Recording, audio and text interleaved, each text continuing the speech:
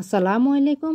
আজকে শেয়ার করব হচ্ছে কিভাবে পরি হাতা কাটিং এবং সেলাই করবেন। স্টেপ বাই স্টেপ বোঝানোর চেষ্টা করব। এখানে দুইটা হাতার জন্য 2 পার্ট করে 4 পার্ট কাপড় নিয়েছি। হাতার কাপড়টা কিন্তু কম আছে, এই জন্য জোড়া দিয়ে বড় করে নেব। ঠিক আছে, এভাবে করে ভাঁজ দিব সেলাই করার পরে। এরপর এইভাবে করে ভাঁজ দিয়ে আমি কাপড়টা কাটবো। ঠিক আছে, তবে সেলাই করাটা দেখিয়ে দিব, শুধু জাস্ট বোঝানোর জন্য আপনাদেরকে এভাবে দেখিয়ে দিচ্ছি। এখানে 10 ইঞ্চি হবে, এখানে 10 ইঞ্চি হবে। এরপর এভাবে করে ঘুরিয়ে ঘুরিয়ে আমি পুরো কাপড়টা রাউন্ড করে কেটে নেব। ঠিক আছে, তো তার আগে কিন্তু আমি জোড়াটা দিয়ে দিব।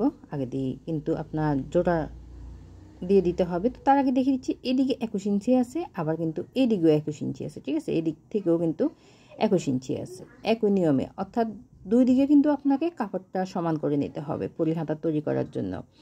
এদিকেও বা যে 21 ইঞ্চি আছে। ওকে, তো তার আগে কিন্তু আপনাকে কাপড়টা সেলাই করে নিতে হবে। আর যদি কাপড় বড় থাকে তাহলে তো কোনো কথাই নেই, আর যদি ছোট থাকে তাহলে এইভাবে করে জোড়া দিয়ে পরি হাতাটা তৈরি করতে পারেন। দেখবেন সেলাই করার পরে বোঝাই যাবে না। তো আমি একটা হাতা সেলাই করে দেখিয়ে দিব, আর একটা হাতা আপনারা একই নিয়মে কিন্তু সেলাই করে নেবেন। ওকে, তো এই যে এইভাবে করে ভাঁজ দিয়ে আমি এখানে সেলাইটা দিব। যেখানে আপনার রঙিন দাগটা আছে ওই দাগটা কিন্তু বাদ দিয়ে আমি কালো কাপড়ের উপরে কিন্তু সেলাইটা দিব। তাহলে কিন্তু আপনার এখানে জোড়া যে আছে সেটা বোঝা যাবে না। ঠিক আছে, উল্টো সাইডে কোনো সমস্যা নেই, কিন্তু সোজা সাইডে দেখাই যাবে না এই হাতাটাকে যে আপনি জোড়া দিচ্ছেন। এই যে বোঝা যাচ্ছে না। ঠিক আছে, এই যে এইখানে জোড়াটা, এখানে কিন্তু জোড়াটা বোঝাই যাচ্ছে না, কোনোভাবে বোঝা যাচ্ছে না। আপনিও চাইলে এরকম জোড়া দিয়ে পরি হাতা তৈরি করে নিতে পারেন, অনেক বড় হবে। এর থেকে বড় আর দরকার নেই। আমি যতটুকু দিচ্ছি ওইটা কিন্তু পারফেক্ট না। প্রথমে একটা ভাঁজ দিলাম, এরপর আরেকটা ভাঁজ দিয়ে সাইড পার্ট করে নিলাম স্কোয়ার করে। ঠিক আছে, এই যে সাইড পার্ট কাপড় আছে, এখানে কিন্তু একটা হাতা, আমি আরও একটা হাতা বসাবো। একই নিয়ে আমি দুইটা হাতা কিন্তু সেলাই করে নিলাম। আমি দুইটা হাতা কিন্তু একসাথে কাটিং করব, তাহলে কিন্তু কাটিংটা একদম পারফেক্ট হবে দুইটা হাতার জন্য। এখন হচ্ছে এই যে এখানে কিন্তু আগে দেখিয়ে দিচ্ছি 10 ইঞ্চি আছে, 10 ইঞ্চিতে কর্নার একটা দাগ দিয়ে দিলাম। এরপর হচ্ছে আমি এখানেও কিন্তু 10 ইঞ্চিতে একটা দাগ দেবো। ঠিক আছে, অর্থাৎ দুই দিক থেকে মাপগুলো সমান রাখবো। এরপর হচ্ছে এইভাবে করে 10 ইঞ্চি করে গুলিয়ে গুলিয়ে আপনাকে সেলাই করে দাগ দিয়ে দিতে হবে। ঠিক আছে, দাগটা কোনোভাবে একটু বড় দেওয়া যাবে না, একদম 10 ইঞ্চি পারফেক্টভাবে নেবেন। গুলিয়ে গুলিয়ে দাগগুলো সুন্দর করে মিলিয়ে দিবেন। তো ভিডিওতে শুরুতে কিন্তু একটা অনুরোধ সবার কাছে, যদি এই ভিডিওটি ফেসবুক পেজ থেকে দেখে থাকেন তাহলে পেজে একটা লাইক দিয়ে ফলো দিয়ে রাখবেন, আরও এরকম নিত্য নতুন সুন্দর সুন্দর ভিডিও পাওয়ার জন্য। আর যদি ইউটিউব চ্যানেল থেকে দেখে থাকেন তাহলে আমার ভিডিওতে একটা লাইক দিয়ে চ্যানেলটি সাবস্ক্রাইব করে নেবেন।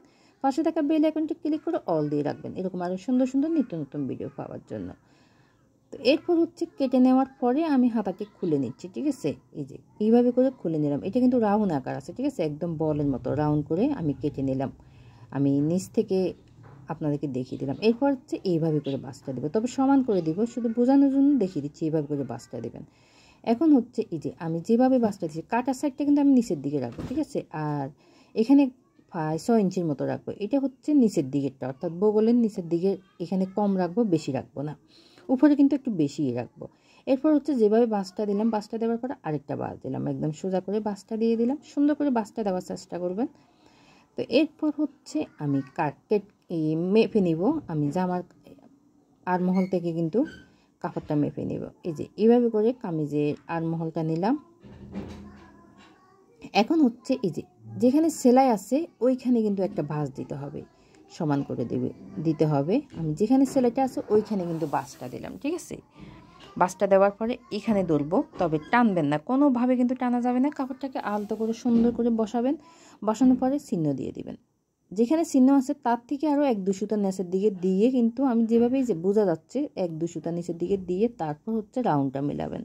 তা না হলে কিন্তু হাতাটা বড় হয়ে যেতে পারে। এই জন্য কিন্তু আপনাকে আরও যেখানে মাপ আছে তার থেকে 1-2 সুতা বা হাফ ইঞ্চি নিচের দিকে দিয়ে তারপর কাটিং করতে হবে।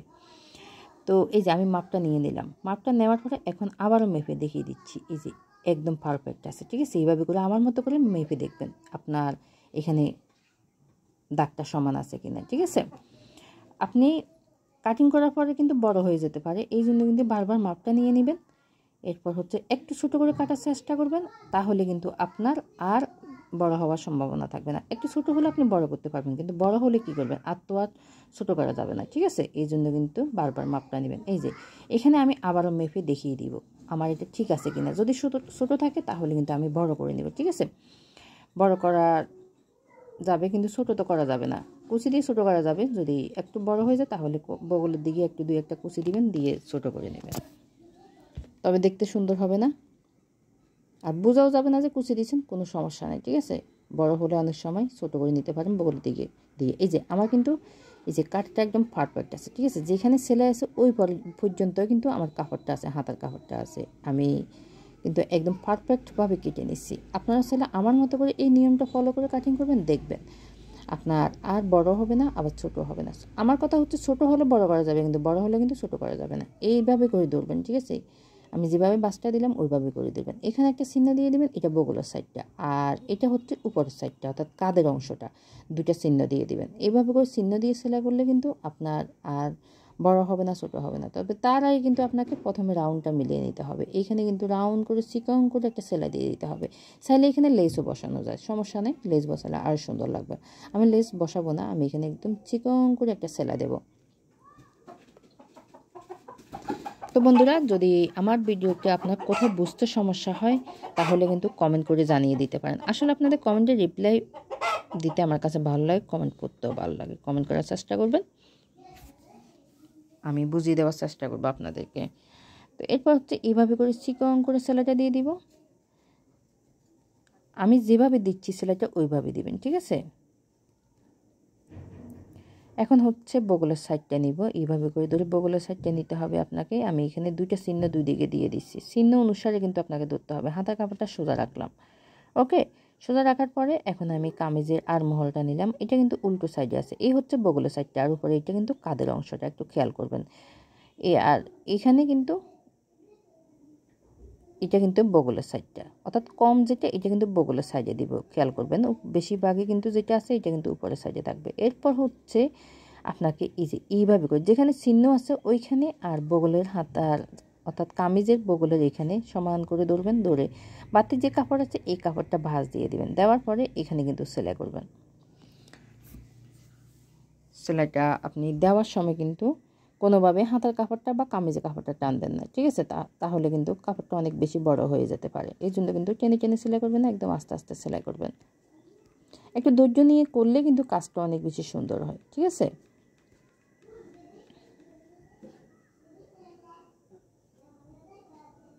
আমি কিন্তু আস্তে আস্তে আপনাদেরকে বোঝানোর চেষ্টা করছি। চাইলে আমি অনেক দ্রুত করে আমি টাইমটা কিন্তু ছোটো করে নিতে পারতাম, ঠিক আছে। তাহলে কিন্তু আপনারা বুঝবেন না। এই জন্য কিন্তু আমি আস্তে আস্তে দেখানোর চেষ্টা করছি। যাদের শিখার আগ্রহ তারা কিন্তু দেখে শিখে নিতে পারবে।